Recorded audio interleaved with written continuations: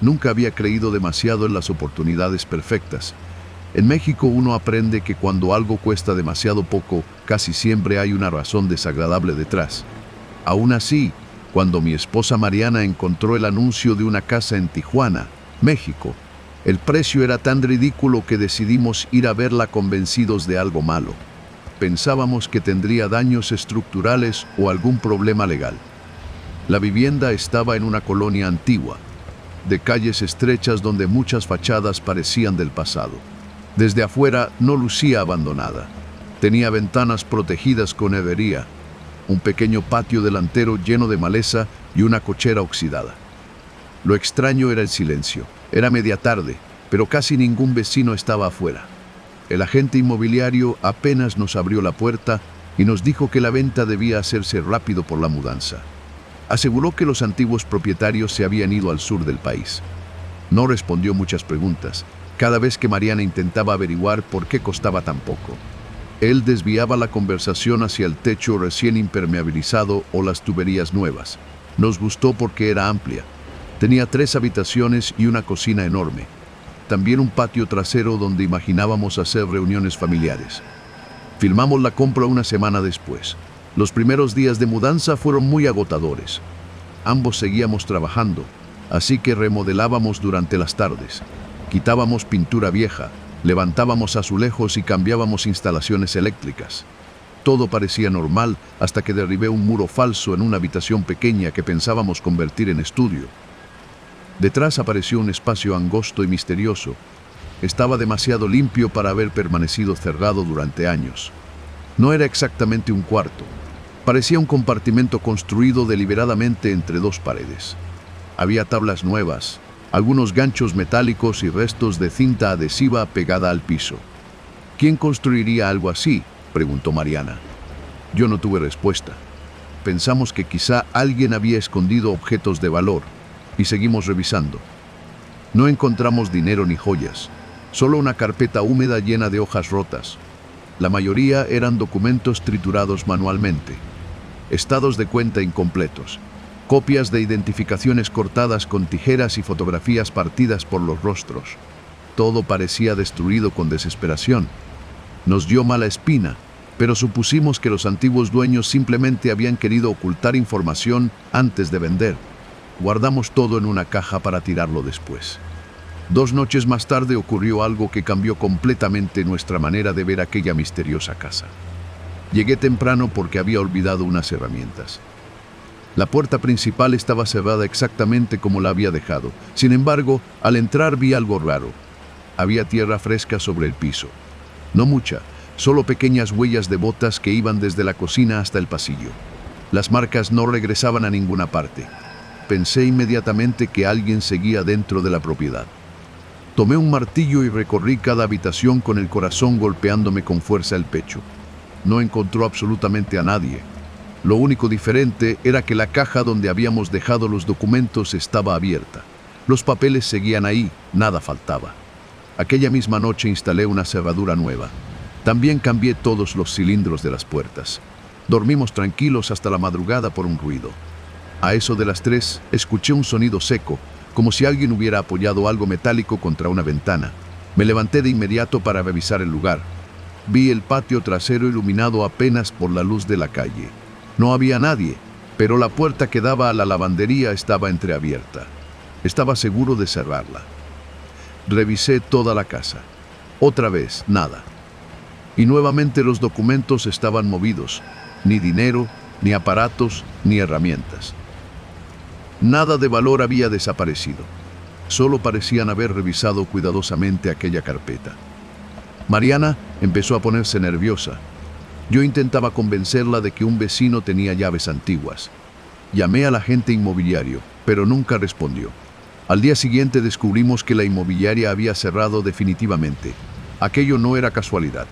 Continuamos remodelando porque habíamos invertido prácticamente todos nuestros ahorros.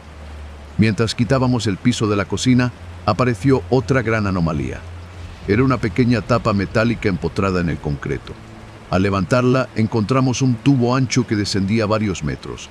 No se trataba de una tubería. Era un pasadizo vertical improvisado. Cabía perfectamente una persona delgada. Un olor húmedo subía desde abajo. Con una linterna iluminé todo el interior. Había una escalera metálica soldada a la pared. Descendía hacia un túnel. Nos quedamos inmóviles. No llamamos a la policía. Cometimos ese grave error. Pensamos que sería alguna construcción antigua relacionada con el drenaje. 2 días después, reuní el valor para bajar. El túnel avanzaba debajo de la casa. Eran unos cuantos metros. Encontró cajas vacías, envases de agua recientes y colillas de cigarro que todavía conservaban olor. Alguien había estado allí hacía poco. No era un escondite abandonado, era un lugar en uso. Salí inmediatamente. Esa noche escuchamos pasos, no arriba, sino debajo del piso, lentos y constantes. Era como alguien caminando bajo nuestros pies. Mariana rompió en llanto. Yo llamé a la policía. Llegaron 2 patrullas y los oficiales revisaron el túnel. No encontraron personas. Solo descubrieron que desembocaba muchos metros después, detrás de una bodega abandonada ubicada en otra calle. Nos dieron una explicación. Nos dijeron que probablemente alguien utilizó ese paso años atrás para cruzar mercancía ilegal. Sellaron provisionalmente la entrada y se fueron del lugar. Pensamos que todo había terminado, pero nos equivocábamos. 3 noches después, las pisadas regresaron. Pero esta vez los ruidos provenían del techo. Subí con una lámpara. La trampilla del ático estaba abierta. Yo nunca la había abierto. Dentro encontré polvo, excepto por un camino marcado por huellas recientes. Seguían hasta una pared de madera. Al mover un panel apareció otro compartimento. Había una silla, una botella de agua casi llena y un pequeño agujero.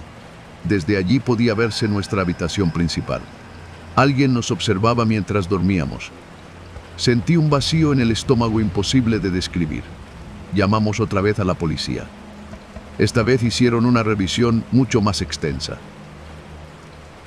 Encontraron algo que nosotros jamás habíamos visto en la propiedad.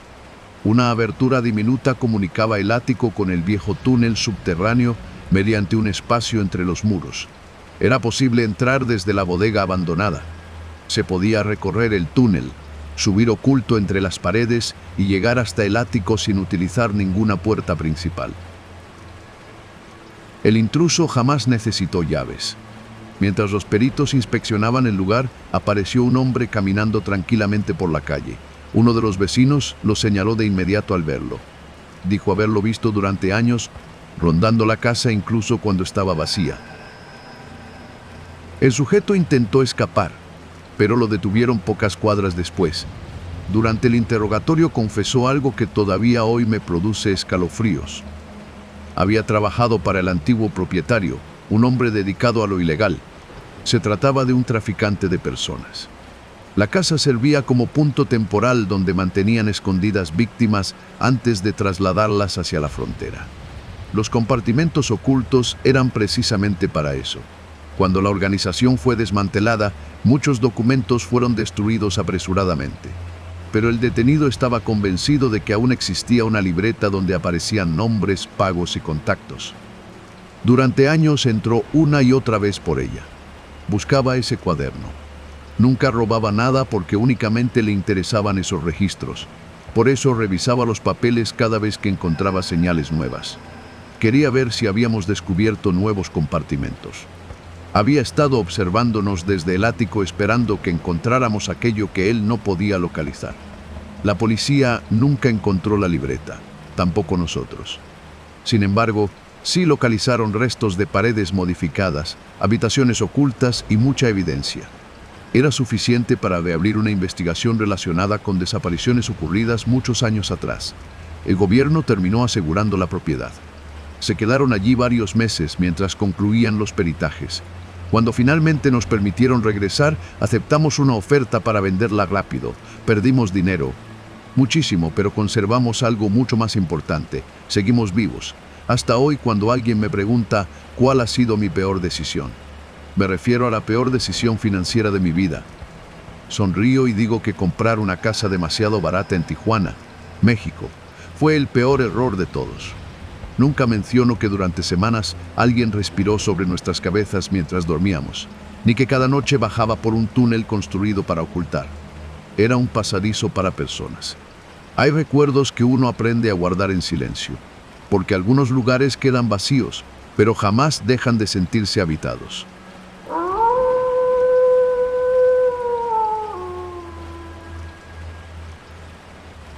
Nunca pensé que aceptar un turno extra cambiaría por completo mi vida.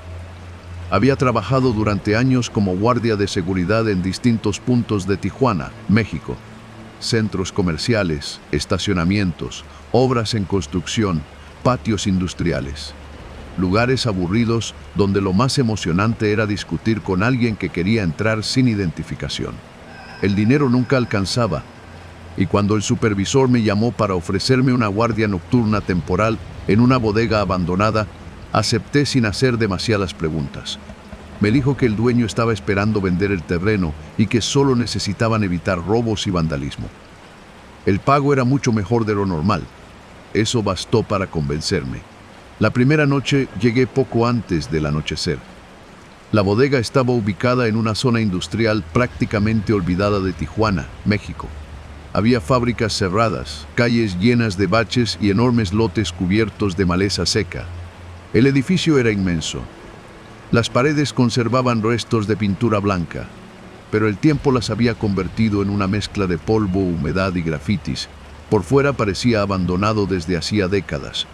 El encargado únicamente me entregó unas llaves, un radio que casi no funcionaba y una linterna. No recorras el segundo almacén si escuchas movimiento. Ahí el techo está muy dañado. Me pareció una advertencia lógica. Firmé unos papeles sin leer demasiado y comenzó mi turno. Las primeras horas fueron completamente normales. Caminé entre estanterías vacías, oficinas sin muebles y enormes espacios donde alguna vez debieron almacenarse toneladas de mercancía. El viento entraba por ventanas rotas produciendo silbidos constantes. El eco hacía que cada uno de mis pasos pareciera seguirme. A la medianoche escuché el motor de una camioneta. Salí pensando que sería alguna patrulla revisando la zona. No lo era. Una camioneta negra entró lentamente al patio. No llevaba placas. Se estacionó frente al segundo almacén. Apagué mi linterna y esperé. Bajaron 4 hombres. No parecían ladrones improvisados. Caminaban con seguridad como si conocieran perfectamente el lugar. Uno de ellos abrió un portón lateral usando una llave. Yo ni siquiera sabía que existía esa entrada. Entraron durante unos 20 minutos. Después salieron cargando varias cajas metálicas. Las subieron a la camioneta y desaparecieron. Intenté reportarlo por radio. Solo escuché interferencia. Cuando llamé al supervisor usando mi celular, respondió con absoluta tranquilidad. No te preocupes. ¿Cómo que no me preocupe? Acaban de entrar varias personas. Si no dañaron nada, ignóralos. Aquella respuesta me dejó confundido. Pensé que tal vez eran trabajadores autorizados, aunque no entendía por qué llegaban de madrugada y sin placas. Las noches siguientes ocurrió exactamente lo mismo, siempre a distintas horas. Siempre vehículos diferentes, siempre sin placas. Jamás hablaban conmigo, jamás me saludaban. Simplemente entraban, hacían lo suyo y se marchaban. Comencé a notar otro detalle. Nunca utilizaban linternas. Caminaban como si conocieran de memoria cada rincón de aquella enorme bodega. Incluso evitaban zonas oscuras, donde yo todavía me perdía. Una madrugada decidí seguirlos. Esperé a que ingresaran. Avancé despacio manteniéndome entre las columnas. Escuché voces. No distinguía las palabras. Solo órdenes. Llegué hasta una pared aparentemente normal. Uno de los hombres movió una vieja estantería oxidada. Detrás apareció una puerta metálica empotrada. Entraron todos. Cuando intenté acercarme ya habían vuelto a cerrar. Jamás habría imaginado que existía una habitación escondida ahí. Al terminar el turno, inspeccioné el lugar. La estantería era tan pesada que apenas pude moverla unos centímetros. La puerta seguía allí. Tenía cerraduras nuevas. No figuraba en ninguno de los planos que estaban dentro de la caseta. Aquello ya no parecía una simple bodega abandonada. Comencé a sentir que me habían contratado precisamente para no hacer preguntas. Durante la semana siguiente llegaron más vehículos, camionetas, automóviles, incluso un tráiler blanco sin logotipos, todos sin placas. Todos ingresaban únicamente durante la madrugada. Nadie firmaba entradas, nadie registraba mercancía. Nadie parecía tener prisa. Lo más inquietante era que jamás escondían su presencia de mí. Era como si supieran perfectamente que yo no representaba ningún riesgo. Una noche encontré una libreta sobre el escritorio de la caseta. No recordaba haberla visto antes. Al abrirla, descubrí algo que me heló la sangre. Había registros diarios escritos a mano. Hora de entrada, hora de salida, cantidad de vehículos, observaciones. Al principio pensé que pertenecía al guardia anterior. Después vi el nombre. Era el mío. Cada página decía exactamente quién había entrado durante mis turnos, con detalles imposibles. Incluso describía conversaciones que yo jamás escuché. Al final aparecía siempre la misma frase: el guardia permanece cooperando. Nunca había escrito una sola palabra en esa libreta. La cerré inmediatamente. Esa misma mañana enfrenté al supervisor. Sonrió. No te metas donde no debes. ¿Qué hacen ahí? Mientras recibas tu sueldo, no necesitas saberlo. Renuncié en ese instante. Me dijo que podía irme cuando quisiera, pero debía terminar esa última noche porque no tenían reemplazo. Acepté únicamente porque necesitaba cobrar. Fue el peor error de mi vida. Aquella noche llegaron más vehículos que nunca, al menos 8. El patio parecía una terminal de carga. Todos trabajaban con rapidez. Yo permanecía dentro de la caseta fingiendo revisar cámaras. En realidad estaba grabando todo con mi celular. Pensaba entregar los videos a las autoridades al salir. Entonces alguien abrió la puerta. Era un hombre de unos 50 años. Vestía ropa elegante, no parecía pertenecer al resto. Se sentó frente a mí, tomó mi teléfono. Lo apagó. Después colocó sobre el escritorio una carpeta. Dentro estaban todos mis documentos, mi solicitud de empleo, copias de mi identificación, mi comprobante de domicilio, fotografías de mi esposa, de mis hijos, de la escuela donde estudiaban. Mi estómago se hizo un nudo. ¿Qué significa esto? Sonrió sin mirarme. Significa que ya formas parte de la operación. Sentí que el aire desaparecía. Yo solo soy el guardia. Precisamente. Abrió otra hoja. Aparecía mi firma. Debajo decía que era responsable del resguardo de mercancía durante todas las noches registradas. No recordaba haber firmado ese documento. Seguramente estaba mezclado entre los papeles del primer día. Continuó hablando con absoluta calma. Si algún día la policía encuentra algo aquí, el primer responsable eres tú. Tu nombre aparece en todos los registros. Comprendí el verdadero motivo de mi contratación. No necesitaban un vigilante. Necesitaban un culpable. Alguien sin antecedentes, con necesidad de dinero, fácil de reemplazar. Sentí un miedo completamente diferente al que había experimentado antes. No era el temor a morir. Era el miedo de perder mi vida aunque siguiera respirando. Esperé pacientemente hasta el amanecer. Cuando todos comenzaron a salir, fingí absoluta normalidad. Entregué las llaves, cobré mi pago, guardé silencio, no fui a mi casa. Conduje directamente hasta otra ciudad donde vivía un antiguo compañero que ahora trabajaba para una corporación federal. Le conté absolutamente todo. Al principio dudó de mi historia. Después le entregué una copia de los videos que había logrado recuperar desde la memoria automática del teléfono y fotografías de aquella carpeta que alcancé a tomar, mientras el hombre hablaba conmigo. Durante varias semanas no recibí noticias. Pensé que nadie haría nada, hasta que una madrugada aparecieron patrullas, unidades militares y agentes ministeriales rodeando toda la zona industrial de Tijuana, México. La investigación llevaba tiempo desarrollándose. Mi información permitió obtener las órdenes necesarias para intervenir.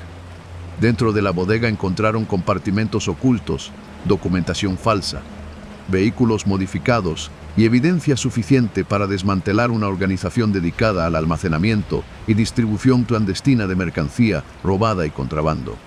Varios responsables fueron detenidos, otros lograron escapar. Las autoridades me mantuvieron bajo protección durante meses porque mi nombre aparecía en demasiados documentos. Tuvieron que demostrar que había sido utilizado como prestanombre sin conocimiento real de la operación. Finalmente limpiaron mi expediente. Pude regresar con mi familia. Jamás volví a trabajar como guardia nocturno. Todavía hay noches en las que despierto recordando el sonido de aquellas camionetas entrando sin placas, una tras otra, mientras yo creía estar cuidando una simple bodega abandonada en Tijuana, México. Lo más aterrador no fue descubrir una organización criminal.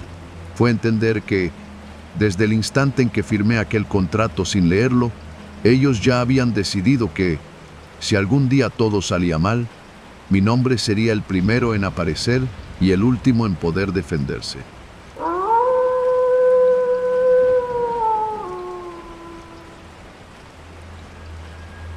Cuando decidí estudiar en Tijuana, México, sabía que el dinero iba a ser mi mayor problema.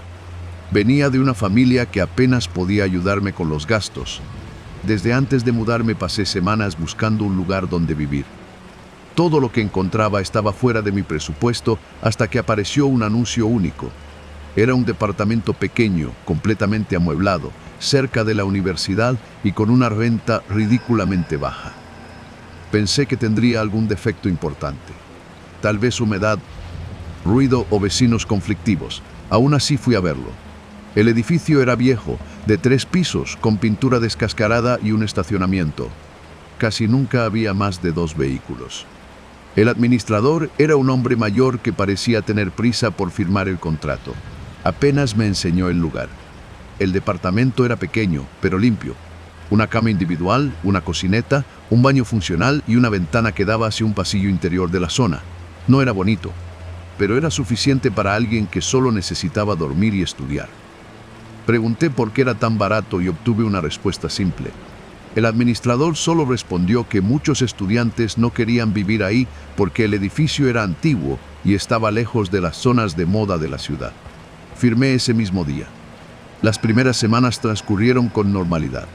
Entre clases, trabajos y largas horas en la biblioteca, apenas pasaba tiempo ahí. Llegaba cansado. Preparaba algo de comer y me dormía. Fue hasta mediados del segundo mes cuando empecé a notar algo extraño. Mi vecino de enfrente. Nunca lo veía durante el día. Jamás. No importaba si salía temprano para la universidad o regresaba al mediodía. Su puerta permanecía cerrada siempre, pero todas las madrugadas ocurría lo mismo. Escuchaba sus pasos. No eran imaginaciones, eran lentos, pesados, como si cargara algo bastante grande. Después sonaban las llaves. La puerta se abría. Unos minutos más tarde escuchaba otra puerta abrirse en la planta baja. Después se percibían voces. No eran conversaciones normales, eran frases cortas, casi susurradas. Motores encendiéndose, puertas de camionetas cerrándose y finalmente silencio total. Siempre entre las 2 y las 4 de la madrugada. Nunca antes, nunca después. Al principio pensé que trabajaba de noche por los horarios complejos. Tijuana tiene cientos de empleos con horarios complicados. No era asunto mío. Pero algo empezó a inquietarme de una manera que no podía controlar. Jamás escuchaba televisión, jamás música, jamás una llamada telefónica. Era como si el departamento estuviera vacío durante todo el santo día. Solo cobraba vida unas horas antes del amanecer. Una noche regresé tarde de estudiar para un examen. Mientras subía las escaleras vi por fin al vecino. Era alto, delgado, de unos 40 años. Vestía completamente de negro. No llevaba uniforme ni mochila. Solo unos guantes oscuros que jamás se quitó. Cuando nuestras miradas se cruzaron, bajó inmediatamente la cabeza. Entró a su departamento sin decir una palabra. Ni siquiera respondió mi saludo. Pensé que simplemente era una persona antisocial. Hasta que comenzaron las visitas. No llegaban familiares ni amigos. Siempre eran personas distintas. Camionetas sin placas delanteras. Automóviles con vidrios completamente polarizados. Hombres que nunca permanecían más de 10 minutos en el sitio. Entraban, salían y desaparecían. Todo ocurría de madrugada. Un fin de semana comenté el asunto con otro estudiante que vivía en el mismo edificio. Se quedó callado unos segundos. Después cambió de tema. Insistí en el asunto. Solo respondió que era mejor no meterse en todos esos asuntos ajenos. Aquella respuesta me dejó más incómodo que cualquier otra cosa. Si realmente no pasaba nada, ¿por qué responder así? Con los días empecé a fijarme más. Desde mi ventana podía ver parcialmente la puerta del vecino. Comencé a anotar horarios por simple curiosidad. 2:15, 3:08 minutos, 2:50. 3:30. Siempre llegaban vehículos distintos, nunca repetían, y algo más llamó mi atención de forma muy particular. Algunas personas entraban caminando, pero nunca las veía salir. Supuse que existía otra salida por la parte trasera del edificio. Al final no era así. Un domingo decidí recorrer todo el lugar. No había patio, no había otra escalera, no había ninguna puerta adicional. Solo existía la entrada principal. Entonces, ¿dónde desaparecía toda esa gente? Intenté convencerme de que simplemente no los veía salir. Era la explicación más lógica del mundo. Sin embargo, una madrugada ocurrió algo imposible de ignorar. Me despertó un golpe seco, después otro, y otro más que se escuchó muy claro. No parecían muebles moviéndose. Sonaban como alguien golpeando desde adentro de una pared. 3 golpes, silencio. 3 golpes nuevamente en la noche. Me quedé inmóvil en la cama. Los sonidos provenían claramente del departamento de enfrente. Luego escuché una voz muy baja. No distinguí palabras, solo percibí desesperación. Después todo quedó completamente en silencio. A la mañana siguiente toqué discretamente la puerta del vecino de enfrente. Nadie respondió. Pegué el oído a la madera y no escuché nada. Aquella noche decidí quedarme despierto. Apagué todas las luces y observé por la mirilla. A las 2:30 apareció una camioneta blanca. Bajaron 2 hombres. Entre ambos cargaban algo envuelto en una cobija. Parecía demasiado pesado. Entraron rápidamente al departamento. Nadie habló. Apenas tardaron unos minutos. Cuando salieron ya no llevaban la cobija, solo una maleta negra. Entonces escuché el mismo patrón. 3 golpes, silencio, 3 golpes. Mi estómago se hizo un nudo completo. No dormí en toda la noche por el miedo. Al día siguiente fui directamente a la administración. Pregunté quién era mi vecino. El administrador dejó de escribir y me miró fijamente a los ojos. Respondió que llevaba muchos años viviendo ahí. Nada más. No quiso decir su nombre. No quiso explicar a qué se dedicaba. Sentí que todos ocultaban algo. Comencé a pensar que estaba exagerando hasta que una tarde, al regresar antes de lo habitual, encontré la puerta del vecino un poco entreabierta. Solo unos centímetros. Escuché pasos en las escaleras. Alguien venía. Sin pensarlo me acerqué y empujé apenas la puerta para ver qué había dentro. El departamento olía intensamente a cloro. No había muebles. Solo una mesa metálica, varias cajas, cintas adhesivas, botellas de agua y cobijas. Había una gruesa puerta de acero al fondo que parecía instalada recientemente. Escuché voces acercándose. Entré por impulso y me escondí tras unas cajas. El vecino apareció acompañado por otros 2 hombres. Hablaron durante menos de 1 minuto. Uno dijo algo que todavía recuerdo palabra por palabra. Esta noche salen para el otro lado. El vecino respondió de inmediato diciendo que primero hay que mover a los nuevos que acaban de llegar al lugar. Sentí que el corazón me golpeaba el pecho con fuerza. Esperé a que caminaran hacia la puerta metálica.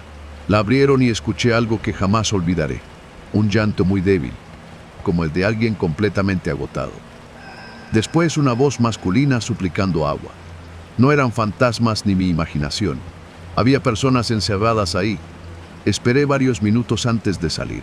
Cuando finalmente logré escapar, regresé corriendo directo a mi propio departamento. Temblaba tanto que apenas podía marcar el número de emergencias. Intenté explicar todo lo que vi. La operadora me pidió la dirección exacta. Me indicó que no saliera del departamento por seguridad. Los siguientes 20 minutos fueron eternos. Escuchaba movimiento justo enfrente de mí, puertas, pasos y golpes. Después se sintió un silencio absoluto. Pensé que habían descubierto mi llamada. Entonces alguien tocó mi propia puerta. 3 golpes, exactamente igual que los que había escuchado tantas noches. Contuve la respiración y decidí no responder bajo ninguna circunstancia. Volvieron a tocar más fuerte. Después escuché al vecino decir con voz tranquila que sabía que yo estaba ahí dentro. Sentí que las piernas me fallaban. El picaporte comenzó a moverse lentamente. Había olvidado poner el seguro. Corrí y lo aseguré justo cuando intentó abrir la puerta desde afuera. Entonces comenzó a empujar con fuerza. La madera crujía. Yo sostenía la puerta mientras buscaba cualquier cosa para poder bloquearla por completo. Escuché otras voces en el pasillo, después pasos corriendo por las escaleras.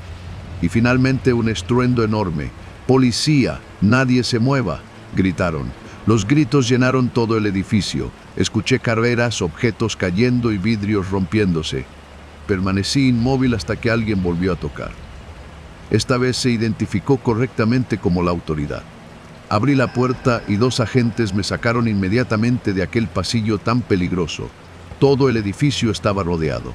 La camioneta blanca intentó escapar, pero fue interceptada antes de lograr salir del estacionamiento del lugar. Horas después, un comandante me explicó parte de lo ocurrido. Llevaban meses investigando una organización dedicada al secuestro ilegal de personas. Utilizaban departamentos baratos como casas de paso, porque nadie sospechaba de edificios llenos de estudiantes. Dentro del cuarto de metal oscuro, encontraron a 4 personas privadas de su libertad, deshidratadas y golpeadas pero vivas. También descubrieron bastantes documentos falsos, teléfonos desechables, listas de pagos y registros de varias víctimas. Mi llamada aceleró un operativo que todavía no estaba programado para ese día. Si hubiera esperado un día más, probablemente aquellas personas habrían desaparecido sin dejar rastro alguno. La policía me pidió declarar mucho. Fui varias veces durante los meses siguientes. También me recomendaron mudarme inmediatamente de esa zona. Acepté la sugerencia sin discutir nada. Nunca regresé por mi ropa ni por mis pocas pertenencias. Preferí perder todo antes que volver a cruzar ese pasillo tan lleno de horror y secretos. Tiempo después, supe que el administrador también fue detenido. Había reducido la renta para garantizar que siempre hubiera estudiantes nuevos en la zona, personas demasiado ocupadas para hacer preguntas y demasiado inexpertas para reconocer ciertas señales de peligro a su alrededor de forma oportuna. Desde entonces, cada vez que alguien me dice que encontró un departamento increíblemente barato en Tijuana, México, no le hablo de fantasmas, tampoco le hablo de maldiciones extrañas. Le digo firmemente que observe a sus vecinos, que preste mucha atención a los horarios de cada uno de ellos y que no ignore los sonidos que parecen no tener explicación alguna, porque el peor terror que conocí en mi vida no vino de algo sobrenatural, vino de descubrir que, al otro lado de una pared tan delgada como el yeso de un edificio viejo, había personas esperando desesperadamente, esperando que alguien, por simple curiosidad, se atreviera a escuchar los golpes que llevaban noches intentando hacer llegar al resto del mundo.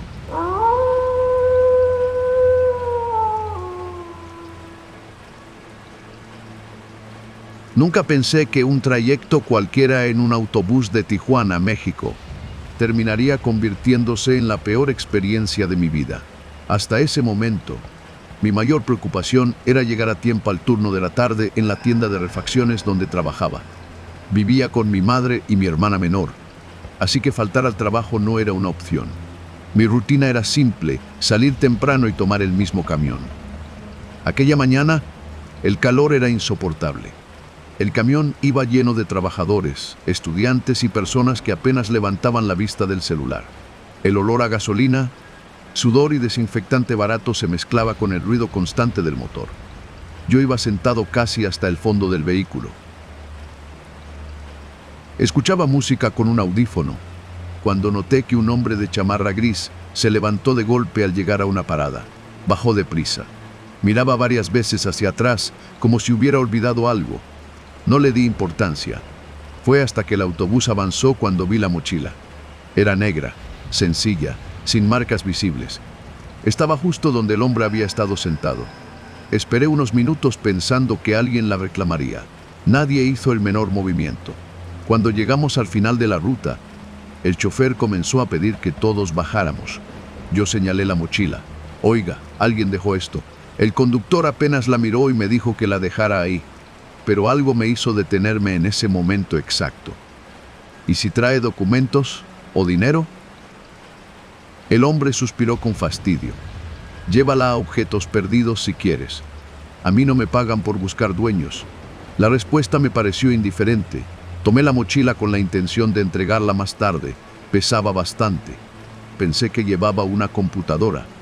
Mientras caminaba hacia mi trabajo sentía cierta incomodidad.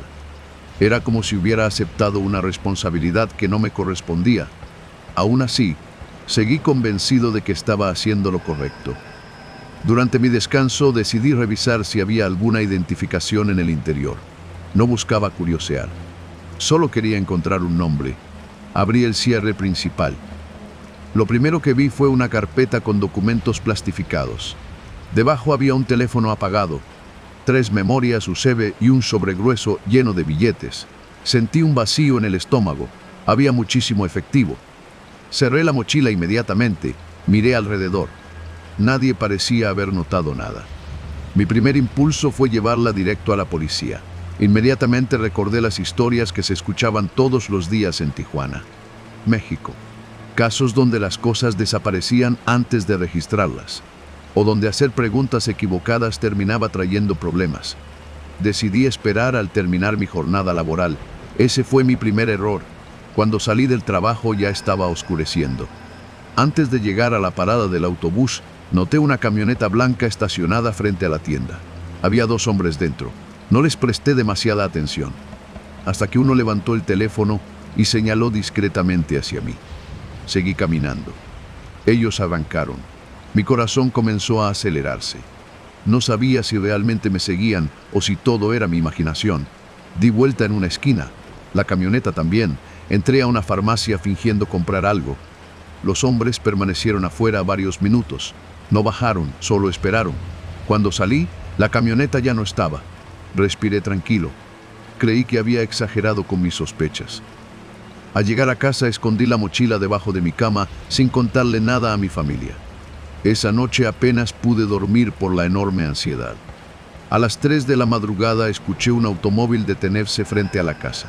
Luego otro. Me asomé apenas por la ventana para observar. Había 2 vehículos sin placas visibles. Las luces permanecían apagadas. Nadie descendía. Simplemente estaban ahí parados en la oscuridad. Después de casi 10 minutos arrancaron lentamente. Intenté convencerme de que era una coincidencia, pero ya no podía dejar de pensar en eso. Al día siguiente decidí revisar nuevamente su contenido. Encontré un cuaderno lleno de nombres, direcciones y cantidades de dinero. Había fotografías impresas de personas entrando y saliendo de distintos negocios. También descubrí una memoria USB, pero la conecté. Aparecieron carpetas con videos. En uno de ellos podía verse claramente a varios hombres descargando cajas durante la noche en una bodega. Las imágenes estaban grabadas con fecha reciente. Había conversaciones, rostros y placas de vehículos. Todo parecía una recopilación organizada. Eran registros de actividades ilegales. No entendía quién había reunido esa información, pero sí comprendí una cosa muy importante. Aquello era mucho más grave de lo que imaginaba. Mientras seguía revisando los archivos, escuché golpes en la puerta. 3 golpes secos. Mi madre preguntó quién era. Nadie respondió. Los golpes volvieron más fuertes. Miré por la ventana. Había 2 hombres afuera. Eran los mismos que estaban dentro de la camioneta blanca. No llevaban uniforme. Solo observaban la casa con absoluta tranquilidad. Sentí que la sangre me abandonaba el rostro. Escondí la memoria en el bolsillo. Metí nuevamente todo dentro de la mochila muy rápido. Los hombres permanecieron afuera casi 15 minutos antes de retirarse. Ni siquiera intentaron entrar a la fuerza. Era mucho peor. Sabían dónde vivía. Ese mismo día inventé una excusa para sacar a mi madre y a mi hermana de la casa. Les dije que íbamos a comer. Las llevé con unos familiares al otro lado de la ciudad. No les expliqué nada de lo que pasaba. Después regresé solo al lugar. Al llegar encontré la puerta principal entreabierta. La cerradura estaba rota. Entré lentamente. Todo estaba revuelto en las habitaciones. Los cajones abiertos, los colchones cortados y los muebles volcados. Habían buscado algo con prisa, pero la mochila no estaba ahí, porque la llevaba conmigo. Me apoyé contra la pared intentando pensar en una salida. Entonces sonó mi celular. Número desconocido, contesté. Solo escuché una respiración profunda. Luego una voz tranquila me dijo, «Devuelve lo que encontraste». Colgaron de inmediato. No hubo amenazas directas, no hicieron falta. Durante las siguientes horas cambié varias veces de lugar para protegerme de ellos. Entré a cafeterías, centros comerciales y estaciones de servicio intentando perder a cualquiera que pudiera seguirme en el camino. Siempre terminaba viendo el mismo vehículo, la misma camioneta blanca. Nunca demasiado cerca, nunca demasiado lejos de donde yo estaba. Comprendí que jugaban conmigo. Al anochecer decidí acudir directamente a una oficina federal en lugar de una comisaría local. Antes de entrar, observé nuevamente la camioneta estacionarse a media cuadra. Corrí hacia el edificio público con todas mis fuerzas. 2 agentes me recibieron. Les conté absolutamente todo. Al principio mostraron desconfianza, pero cuando conectaron la memoria USB cambiaron. Al comenzar a revisar los archivos, sus expresiones cambiaron por completo. Uno de ellos tomó el teléfono inmediatamente para llamar. El otro me pidió que permaneciera dentro. Desde una ventana observé cómo la camioneta arrancaba al darse cuenta de que yo había entrado. Pensé que todo había terminado, pero me equivocaba. Los siguientes días fueron una pesadilla absoluta para mí y para mi familia. Tuve que permanecer bajo resguardo mientras las autoridades analizaban la información. Descubrí que el dueño de la mochila era un informante. El hombre desapareció horas después de perderla en el autobús. Nunca apareció. La información contenida permitió ubicar varias casas. Eran casas de seguridad, vehículos y personas involucradas en una red criminal extremadamente violenta que operaba en Tijuana, México. Las detenciones comenzaron pocos días después. Salieron noticias en televisión sobre operativos simultáneos en toda la región. Yo veía todo desde un lugar seguro que no podía abandonar. Aún así, el miedo no desaparecía de mi mente. Sabía que algunos seguían libres. Semanas después finalmente pude regresar por unas cuantas pertenencias acompañado por agentes. Mi casa seguía igual que la habían dejado. Mientras recogía ropa encontré una nota deslizada debajo de la puerta. No tenía firma. Solo decía, la próxima vez ignora lo que no es tuyo. El papel estaba completamente limpio, sin huellas, sin nada que permitiera identificar quién lo había dejado en la entrada. Los agentes fotografiaron la nota y la guardaron como evidencia para la investigación. Jamás encontraron al responsable de la amenaza. Con el paso de los meses, mi familia y yo nos mudamos a otra ciudad. Cambiamos números telefónicos, trabajos y toda nuestra rutina diaria. Nunca volvimos a vivir en Tijuana, México. Todavía, cuando viajo en autobús y veo una mochila olvidada en algún asiento, siento un nudo. Siento un nudo horrible en el estómago. La gente suele pensar que hacer lo correcto siempre trae tranquilidad. Yo aprendí algo muy distinto. Hay objetos que parecen perdidos, pero en realidad siguen teniendo dueño, y existen personas capaces de destruir la vida de cualquiera. Son capaces de todo con tal de recuperarlos. Sobreviví porque actué antes de que fuera demasiado tarde para mí y para los míos, porque decidí entregar aquella información en lugar de esconderla o venderla. Pero aún hoy, cada vez que un vehículo disminuye la velocidad frente a mi casa, o un desconocido sostiene mi mirada durante demasiado tiempo, vuelvo a sentir el mismo miedo que comenzó esa mañana. Todo empezó cuando levanté una simple mochila abandonada en un autobús de Tijuana, México, creyendo que solo estaba haciendo un buen acto.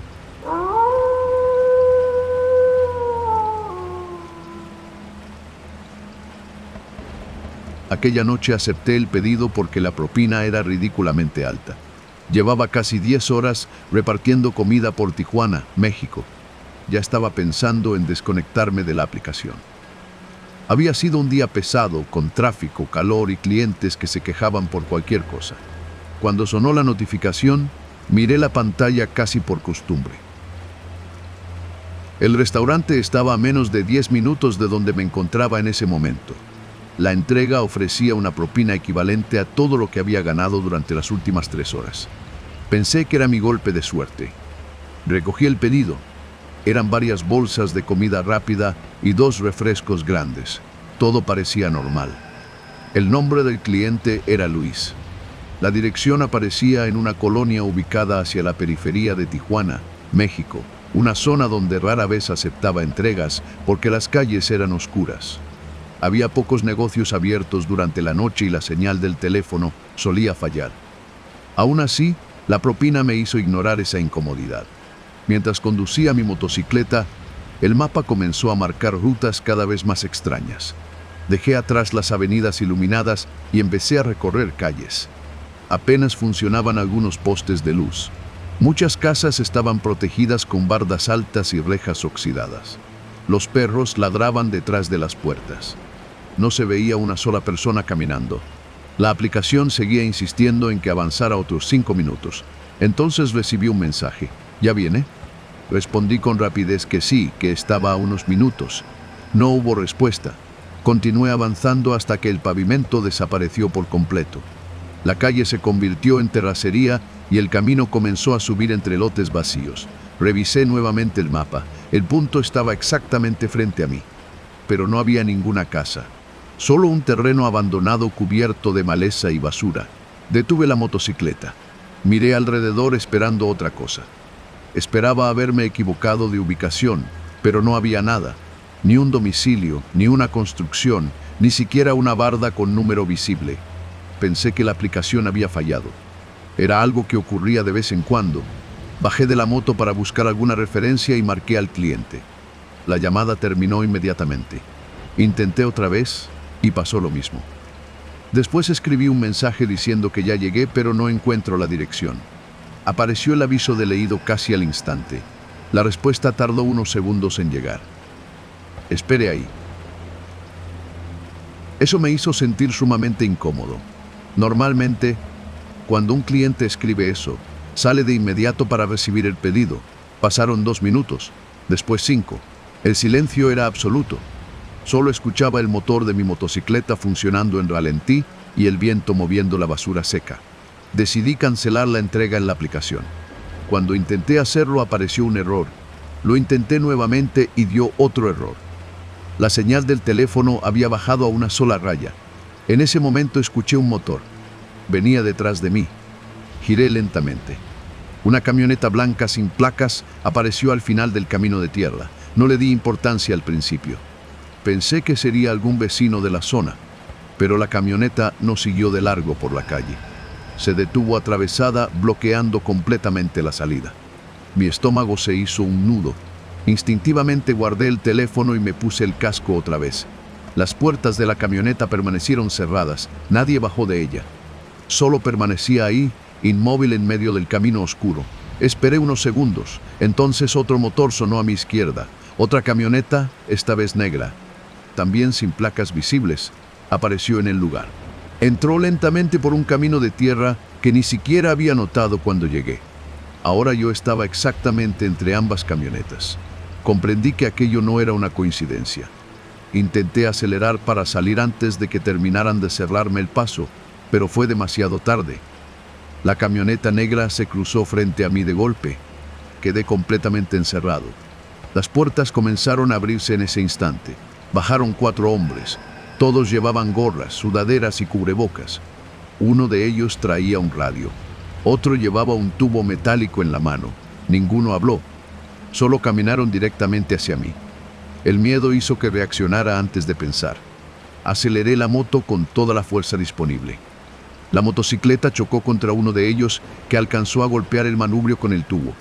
Perdí el equilibrio por completo y caí al suelo. El casco evitó que mi cabeza golpeara directamente contra las piedras. Escuché pasos acercándose. Me levanté como pude, dejando la motocicleta tirada. Corrí sin saber hacia dónde. Solo corrí. Atravesé el terreno lleno de basura mientras escuchaba que gritaban con fuerza detrás de mí. Uno ordenó que no lo dejen escapar. Ya no tenía dudas de la situación. Aquello había sido preparado meticulosamente. Nadie quería la comida rápida. Me habían llevado hasta ahí con engaños. Seguí avanzando entre matorrales y restos de construcciones viejas. Tropecé varias veces en la oscuridad. El teléfono cayó de mi bolsillo, pero alcancé a recogerlo rápido. No había señal. Escuchaba las pisadas cada vez más cerca de mi posición. Entonces vi una vieja barda de concreto parcialmente derrumbada. Me escondí detrás de ella. Contuve la respiración para no hacer ruido. Los hombres pasaron corriendo a unos metros de donde estaba. Uno dijo que debe seguir por allá. Esperé inmóvil, oculto en la estructura. Sentía que el corazón iba a salirse de mi pecho. Cuando dejaron de escucharse los pasos, avancé agachado hasta encontrar otro camino de tierra. El sendero descendía hacia unas casas. No sabía dónde estaba exactamente en ese momento. Solo seguía las luces que veía a lo lejos. Después de varios minutos llegué hasta una vivienda donde un señor arreglaba una camioneta frente a su cochera. Corrí desesperado hacia él. Le grité que llamara a la policía. El hombre me vio completamente cubierto de tierra y con sangre en un brazo por la caída de la moto. Sin hacer preguntas, abrió el portón de su casa y me dejó entrar. Cerró inmediatamente. Desde adentro observamos cómo pasaba una camioneta. La camioneta blanca pasó lentamente por la calle de la vivienda. No se detuvo en ningún momento, continuó de largo por el camino. El señor llamó al número de emergencias mientras yo intentaba explicar lo ocurrido. Los policías llegaron cerca de 20 minutos después al lugar. Regresamos al terreno acompañados por varias patrullas. Mi motocicleta seguía tirada en el suelo y la comida aún estaba ahí intacta, pero las camionetas habían desaparecido. Los oficiales revisaron la aplicación y descubrieron algo sumamente inquietante tras analizar los datos. La cuenta del supuesto cliente había sido creada apenas esa misma noche. El número telefónico pertenecía a un chip de prepago que nunca volvió a activarse. El método de pago había utilizado una tarjeta virtual robada. La dirección del mapa jamás había existido en los registros reales. Al investigar con la empresa de reparto encontraron otros reportes similares ocurridos meses atrás en distintos puntos de Tijuana, México. Todos tenían el mismo patrón: pedidos con propinas exageradamente altas, direcciones inexistentes en zonas completamente aisladas de la ciudad. Solo que muchos repartidores cancelaban antes de llegar porque desconfiaban del destino. Yo había sido el primero en esperar el tiempo suficiente. Uno de los policías me confesó algo que me dejó helado por dentro. No creían que el objetivo real fuera robar la motocicleta en el terreno. Si hubieran querido eso, me habrían detenido desde el principio del camino. Aquellos hombres intentaban llevarse al repartidor por la fuerza. Nunca supieron para qué querían hacerlo. Revisaron las cámaras de negocios cercanos y encontraron imágenes de las dos camionetas siguiéndome. Me seguían desde que salí del restaurante con el pedido. Ni siquiera improvisaron la acción. Habían esperado a que alguien aceptara ese servicio. Durante semanas tuve pesadillas horribles. Cada notificación del teléfono hacía que sintiera un vacío enorme en el estómago por el recuerdo.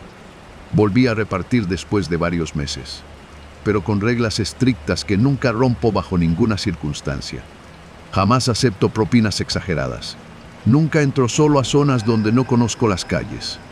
Y si una dirección parece inexistente en el mapa, cancelo el pedido de inmediato. A veces pienso en lo poco que faltó para que aquella noche terminara de otra manera muy distinta. La aplicación registró aquel pedido como cancelado. Quedó marcado como cancelado por imposibilidad de localizar al cliente. Para la empresa fue solo un envío fallido en sus estadísticas diarias. Para mí fue el día en que entendí que algunas personas no usan las aplicaciones para pedir comida. Las usan exclusivamente para elegir a quién van a cazar.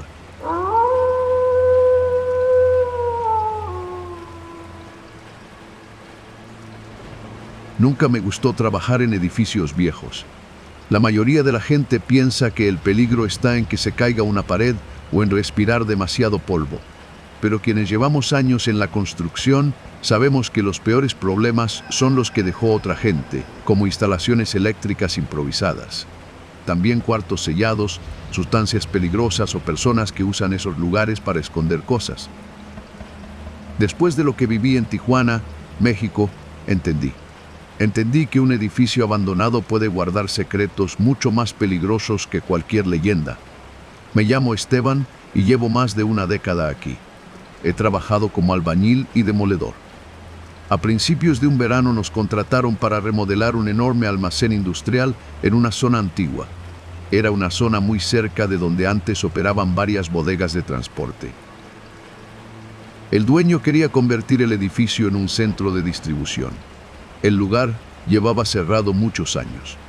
Las ventanas estaban cubiertas con láminas oxidadas, las paredes olían a humedad y el techo tenía filtraciones. Éramos 6 trabajadores y un ingeniero que aparecía solamente por las mañanas. El resto del tiempo nos quedábamos solos entre el ruido eléctrico. Nos quedábamos entre los martillos y el eco del edificio vacío. Desde el primer día hubo cosas raras, aunque ninguna de ellas fue sobrenatural. Algunas puertas tenían candados nuevos, a pesar de que el inmueble llevaba abandonado mucho tiempo. Encontrábamos huellas recientes sobre el polvo. En una ocasión descubrimos colillas de cigarro todavía tibias, pero asumimos que algún vagabundo se había metido durante la noche y no le dimos importancia. El cuarto día comenzamos a retirar un viejo piso de concreto en la parte trasera del almacén. Debajo aparecieron ladrillos mucho más antiguos. El ingeniero dijo que seguramente pertenecían a una estructura previa y nos ordenó romperlos. Después de varias horas, uno de los marros atravesó el suelo. No era tierra. Había un espacio vacío. Quitamos con cuidado varios bloques hasta dejar al descubierto una abertura rectangular en el piso. Un aire frío salió desde abajo acompañado por un olor muy particular. No era humedad, olía a diésel. También olía a tierra recién removida. Iluminamos con nuestras lámparas. Había una escalera metálica bastante nueva que descendía varios metros. Eso no tenía sentido para nosotros. Todo el edificio estaba destruido por el tiempo, pero aquella escalera parecía instalada apenas unos años antes. El ingeniero quiso reportarlo de inmediato. Sin embargo, no tenía señal dentro del almacén. Decidió salir para llamar a las autoridades mientras nosotros esperábamos. Pasó casi una hora y nunca regresó. Pensamos que habría tenido algún problema, así que seguimos trabajando en otra zona. Fue hasta el final de la jornada cuando notamos que su camioneta no estaba. Tampoco estaba afuera. Intentamos llamarlo, pero su teléfono permanecía apagado. Al día siguiente apareció un supervisor diferente en la obra. Nos dijo que el ingeniero había renunciado por asuntos personales y que siguiéramos con la obra. Nos sorprendió mucho porque era un hombre responsable. Él jamás habría desaparecido de esa manera. Cuando le preguntamos por el túnel, el supervisor respondió con demasiada rapidez que no entráramos ahí. Dijo que solamente selláramos el acceso cuando termináramos. Ni siquiera quiso verlo y aquello despertó nuestra curiosidad. Durante la comida decidimos bajar. 3 compañeros y yo bajamos unos minutos. Llevábamos cascos, lámparas y un rollo de cuerda por si algo salía mal. La escalera terminaba en un túnel. Estaba perfectamente reforzado con vigas de acero. No parecía antiguo. Las paredes tenían marcas recientes de maquinaria y había tubos para ventilación. También cables eléctricos y focos apagados. Caminamos varios minutos. El silencio era absoluto. Entonces vimos algo que nos dejó helados. Sobre el suelo había huellas frescas de botas. No eran nuestras. Seguían avanzando hacia el norte. Uno de mis compañeros comentó algo al respecto. Dijo que quizá la policía ya había inspeccionado el lugar, pero después encontramos una botella de agua medio llena. Estaba fría. Alguien estuvo ahí. Alguien había estado ahí muy poco tiempo antes. Decidimos regresar. En cuanto dimos la vuelta, escuchamos un sonido metálico, como una puerta cerrándose. Después escuchamos voces. No distinguíamos las palabras, solo sabíamos que venían hacia nosotros. Apagamos las lámparas por instinto en la oscuridad. El túnel quedó completamente oscuro. Podíamos escuchar varios pasos acercándose de forma lenta y segura. Uno de los hombres dijo algo que nunca olvidaré. Mencionó que la entrada nueva ya quedó abierta, y otro respondió que entonces había que revisarla antes de esta noche. Nos quedábamos inmóviles. Sentía cómo el corazón golpeaba dentro del casco. Cuando los pasos estuvieron muy cerca, distinguimos el reflejo de varias linternas en la pared. Eran al menos 5 personas. Todas estaban armadas y no vestían uniformes. Esperamos a que pasaran. Ninguno habló hasta que dejaron de escucharse. Regresamos corriendo por donde habíamos venido. Subimos la escalera casi sin respirar y volvimos a colocar las tablas encima del agujero. Nadie dijo una sola palabra el resto del día. Pensamos denunciarlo, pero primero queríamos asegurarnos de qué era aquel lugar. Esa decisión casi nos cuesta la vida. Al terminar la jornada notamos una camioneta negra estacionada frente al almacén. Nunca antes la habíamos visto. 2 hombres observaban la entrada. No parecían trabajadores. Cuando salimos, uno de ellos sonrió y preguntó cómo va la remodelación. Respondimos con normalidad que todo iba bien. Luego preguntó algo que me heló la sangre. Nos cuestionó si encontramos algo interesante bajo el piso. Negamos con la cabeza y su sonrisa desapareció. Nos dejaron ir. Esa noche ninguno pudo dormir. Al día siguiente, uno de mis compañeros no llegó. Intentamos comunicarnos con él, pero no hubo respuesta. Horas después, recibimos un mensaje desde su teléfono. Decía únicamente que no volviéramos al túnel. Pensamos que era una broma hasta que vimos las noticias. Su camioneta había sido encontrada abandonada cerca de la carretera. Nunca informaron nada más. El supervisor fingió no saber nada de lo ocurrido. Insistió en que siguiéramos trabajando. Fue entonces cuando comprendí que todos estábamos vigilados. Comencé a fijarme mejor en los alrededores. Cada mañana había vehículos distintos estacionados cerca, siempre con alguien dentro que nunca bajaba. Solo observaban todos nuestros movimientos. Una tarde decidimos colocar discretamente un teléfono viejo, grabando junto a la entrada del túnel, antes de cubrirla con unas láminas de metal. Regresamos al día siguiente y el aparato seguía ahí. Revisamos el video durante la comida. A las 2 de la madrugada aparecieron varios hombres. Estaban retirando las láminas. Entraban y salían cargando cajas largas envueltas en plástico negro. Después, volvían a cubrir el acceso exactamente igual. Lo dejaban como nosotros lo habíamos dejado. No era un túnel abandonado, sino que seguía funcionando y nosotros habíamos abierto una entrada nueva. La abrimos directamente a su ruta. Esa misma tarde escuchamos motores acercándose. 3 camionetas entraron al almacén y bajaron varios sujetos.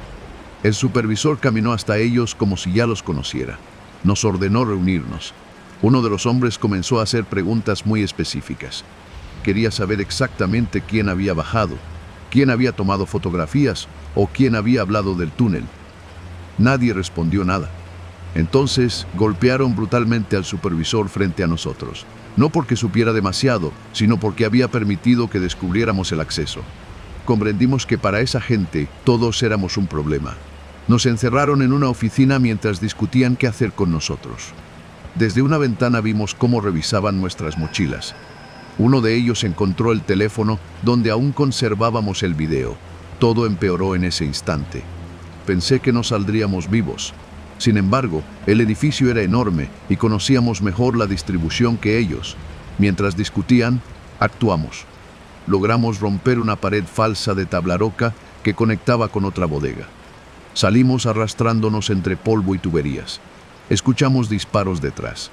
Corrimos sin detenernos. Atravesamos patios industriales, brincamos cercas y llegamos hasta una avenida con tráfico. Nos mezclamos entre la gente, nadie nos siguió. Esa misma tarde acudimos directamente a una instalación federal para entregar el video. No quisimos reportarlo por teléfono. Tampoco quisimos regresar a nuestras casas primero. Explicamos todo lo ocurrido, entregamos las grabaciones y señalamos la ubicación exacta del almacén. Durante varios días permanecimos bajo resguardo mientras realizaban un operativo. Tiempo después supimos que el túnel conectaba con una compleja red. Era una red utilizada para mover mercancía ilegal entre distintos puntos de la ciudad. La remodelación había descubierto accidentalmente una entrada. Llevaba años funcionando sin levantar sospechas. También detuvieron al supuesto supervisor, quien nunca había trabajado realmente para la empresa constructora. Había sido colocado ahí para controlar cualquier descubrimiento inesperado.